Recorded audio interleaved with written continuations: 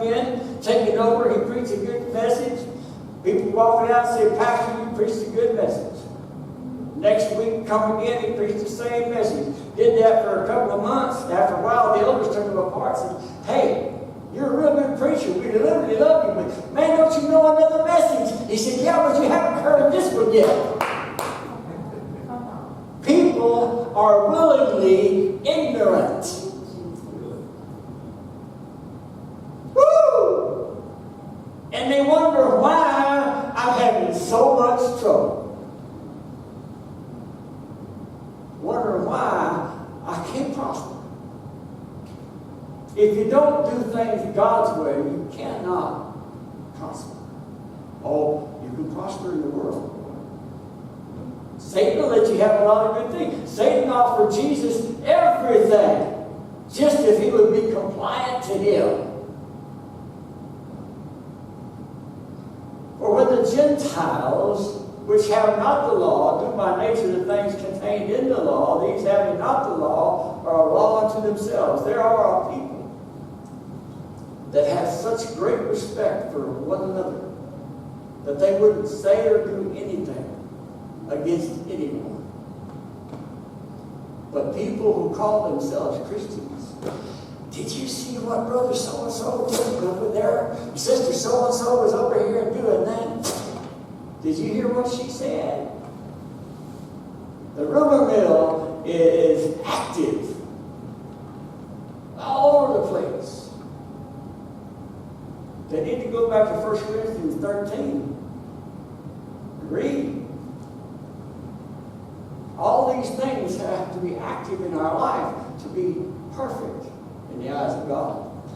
You know that Jesus is coming back for a perfect people, without spot or without wrinkle. Let me tell you something. If you want to be sharp, you have to send your coat to somewhere where they real how to fix it and press it and clean it and get all the wrinkles out. Otherwise, you got wrinkles. I remember when I was young, like these young fellas here growing up, I ironed my own pants and washed them. We didn't have those ready-made ones with the creases in it. Turned them things inside out and ironed it real good. Turned it right side out and ironed it again. Got that crease right down the seam. The center. Looked sharp. But things have changed. Things have gotten easy. People have gotten slack and lazy. Lazy. And they wonder why. God ain't blessing me. People say, I don't have time to read my Bible in the morning. I've got to get to work, or I've got to get these kids out to school. These children out to school. They need to stop calling them kids and go back to calling them children. Amen. You ain't got no goats. Say what you mean. Mean what you say. Go to bed earlier. Get up earlier. I don't want to leave my house until I've had my spiritual food and my spiritual drink. I want to get drunk on God first thing every morning. Hallelujah. I can just kind of wobble on through town the rest of the day. And I don't want to lay down and go to sleep at night until I've done it again. Back in the day when I was smoking pot, I would get this dynamite pot, man. I mean, you just take one or two hits and you was woo out there, you know. And then I'd lay down and go to sleep. And I sleep good. First thing in the morning when I woke up, I'd light up and take another hit. And I'd take another drink of my whiskey. Carry my whiskey to work. I walked into the Los Angeles Police Department to apply for a job. And I had a pack of cigarettes in this pocket and a pack of joints in this pocket. Probably had 15 or 16 joints in my pocket. And went through the whole process. The lieutenant says, do you use any drugs? I said, well, you know, I do like to smoke a little marijuana once in a while. If I'd said no, he'd have hired me. I dare say that a third of the people that are on the police force, if you catch them at any given time and give them a drug test, they're going to fail. But I told the truth. And he wouldn't accept it. You see? I served Satan. I served him good. Everything I did with all my heart. But if I was going to get drunk, I was going to get drunk. If I was going to get stoned, I was going to get stoned. But if I'm going to serve God, I'm going to serve God. Amen. Hallelujah. I don't want to play church. I want to be just in the eyes of the Lord in everything that I think, say, and do. I tell the Lord, I don't want to sin in my dreams. I want to have revival in my dreams. I want to hear the word of the Lord in my dreams. I want to hear visions. Dreams of righteousness. Ezekiel 18:4-9, the prophet says, behold, all souls are mine. You want to do a study sometime? Write down everything that the soul does and compare it to what the body does. The body ain't nothing. The body is just a shell. It's the house where the soul lives. The soul does everything. God took dust and formed a man out of it. And he breathed into his nostrils. And he became a living soul. Hallelujah. We are spirit, soul, and body. We are formed, created, and made in the image of God. What is God? He's a spirit. We are a spirit. Hallelujah. Made in the image of God. Hallelujah. And he wants us to live like he does.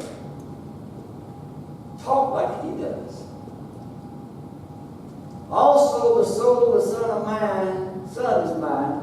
As they say, okay, here we go. Behold, all souls are mine. The soul of the Father, so also the soul of the Son of Man. Son is mine. The soul of that sin. The soul that what? Sin. It shall die. Now, what was the first lie that mankind ever heard? Satan said, you won't really die. And they're still telling you that today. You don't really have to do it God's way. That's been done away with. God don't say things that he don't mean. And he don't change. He never changes his mind. That's one reason why we can count on him.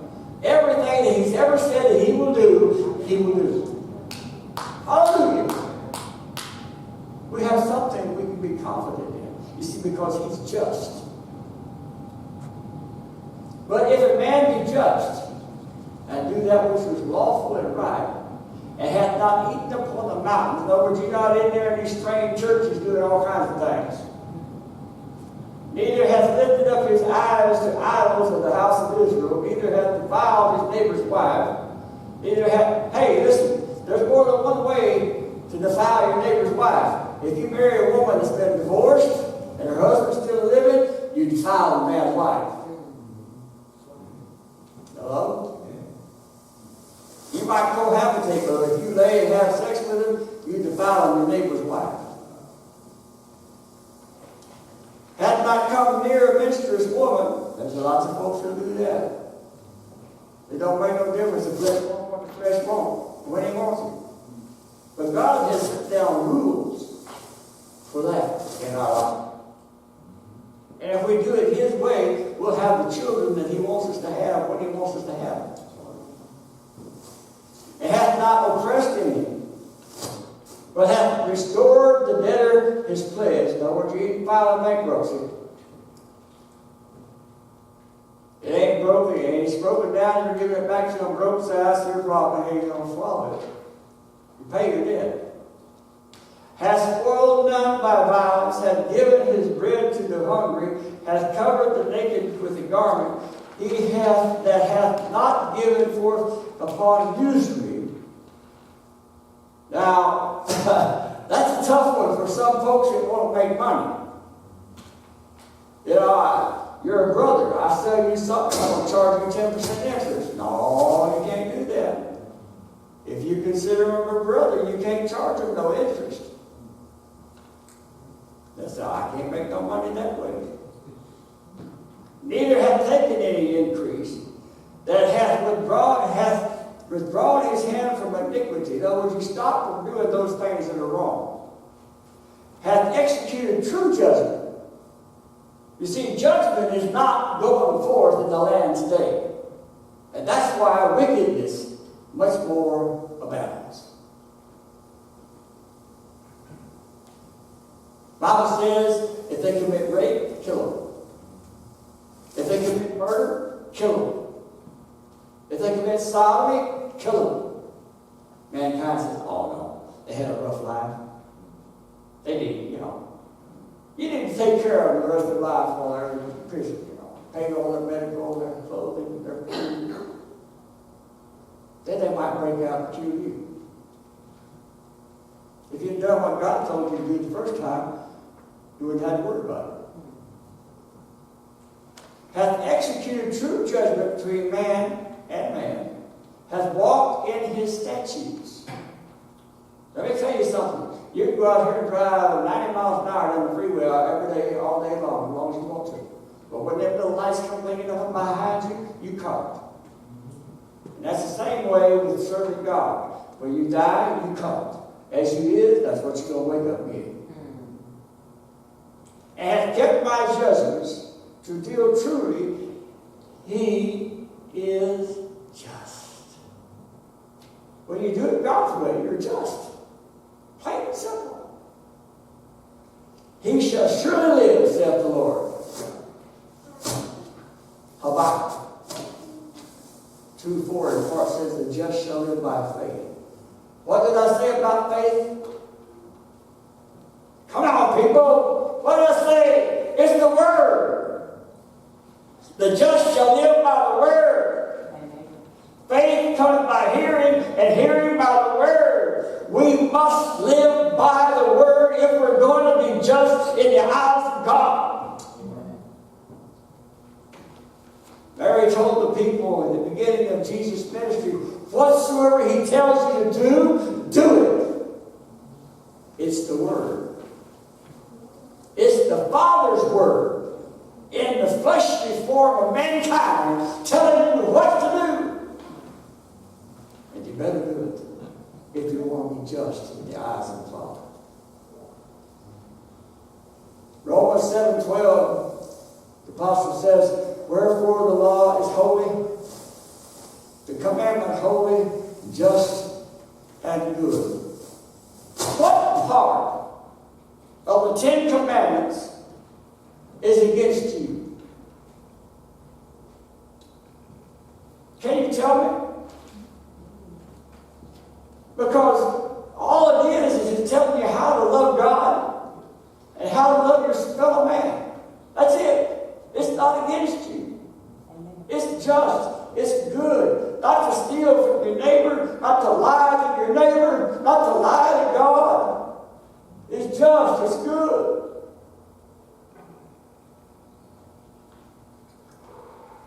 Romans 1:17, Paul says, for therein is righteousness of God revealed from faith to faith. From the Word to the Word.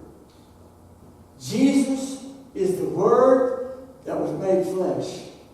We're flesh being made the Word. Amen. Hallelujah! All right. Woo! Glory! I'll make you shout. I've been adopted. I'm no longer a beggar. I'm a child of the King. I have privileges.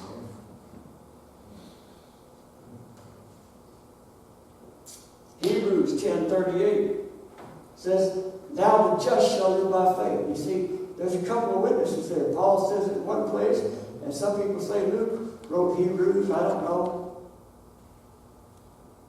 The just shall live by faith, but if any man draw back, if any man stop doing what the Word says, my soul shall have no pleasure in him. You can't hide from him. God come walking into the garden and said, Adam, But he wanted Adam to know where he was. I hid myself.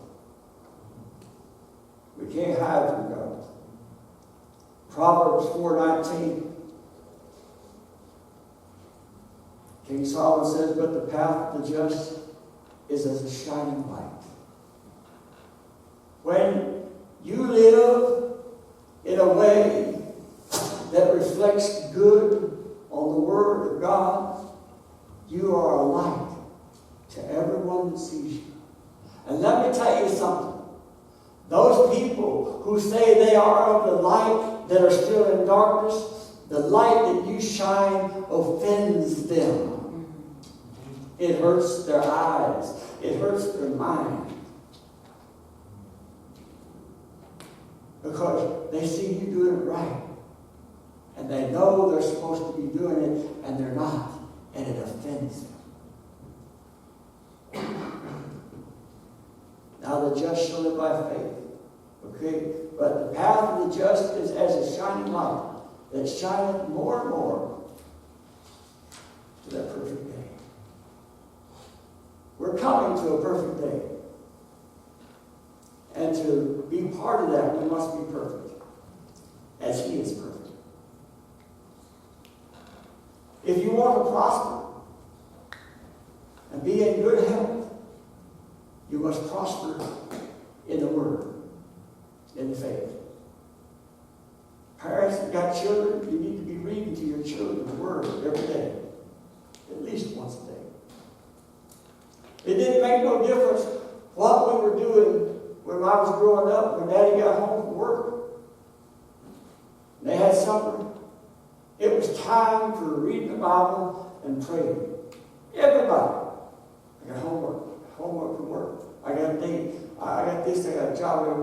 Everything can wait. Because God is the most important thing that we need. He is our necessary food. Jesus told the disciples, I have food that you don't know of. I want it. I'm hungry. If you don't want yours, I'll take it. Because I want more. Hallelujah. I want more. I'm not satisfied. I want all the gifts.